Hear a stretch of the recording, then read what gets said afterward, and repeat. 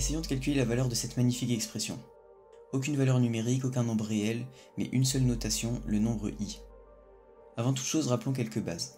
On sait que la racine nième de x est égale à x élevé à la puissance 1 sur n. Cette règle est aussi valable pour les complexes. On va donc pouvoir l'appliquer dans notre problème. On a alors que la racine im de i est égale à i élevé à la puissance 1 sur i. On peut aussi réécrire 1 sur i un peu différemment. Par exemple, en multipliant le numérateur et le dénominateur par i, on obtient i sur i au carré. Or, i au carré vaut moins 1, on a donc i sur moins 1, c'est-à-dire moins i.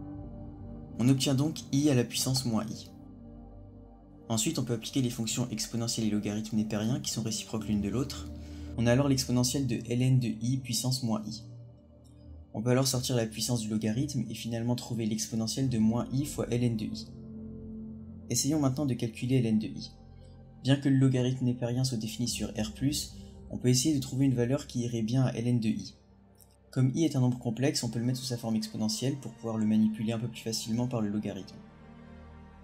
Pour rappel, la forme exponentielle du nombre complexe de module r est d'argument θ et r fois exponentielle de iθ. Or, on a que i est le nombre complexe de module 1 et d'argument pi sur 2.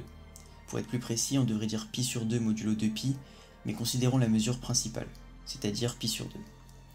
On peut donc en déduire que i est égal à l'exponentielle de i fois pi sur 2. En remplaçant i dans l'expression, on trouve une simplification évidente des fonctions exponentielles et logarithmes.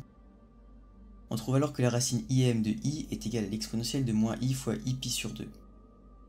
Comme moins i au carré vaut 1, on trouve finalement l'exponentielle de pi sur 2. On a enfin simplifié l'expression au maximum. On remarque par ailleurs que le résultat est un nombre réel. On peut facilement vérifier notre résultat en élevant l'équation à la puissance i.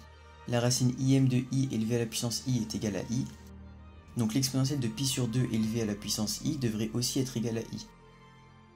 C'est bien le cas puisque l'exponentielle de i pi sur 2 correspond au complexe i.